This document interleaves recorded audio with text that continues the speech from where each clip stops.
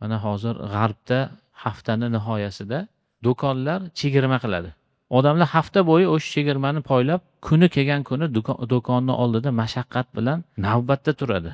O'sha narsani arzon olishlik uchun. Xuddi shunga o'xshagan Ramazon ham bir chegirma bo'lgan mavsum. Bunda biz ajr savoblarni oson Allohning fazli bilan, marhamati bilan boshqa paytdan ko'ra yengilroq kasb qilishligimiz imkoniyati bor. Ana shunday mavsum keladi, lekin ichimizda ba'zi birlarimiz Ramazon kelsa tashvishga tushadi. Kun bo'yi och qolib qanaqa qilib roza tutaman deydi. Kun bo'yi uxlaydi.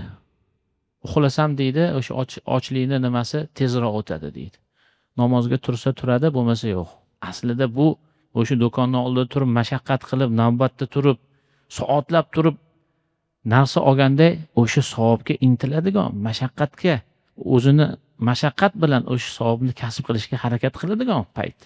Ramazonni mavsum bo'lib ko'proq ajr savob kasb qilishga, gunohlarimizni to'kilishiga, yuvilishiga sabab bo'ladigan ishlarni qilishga harakat qilishligimiz kerak bo'ladi.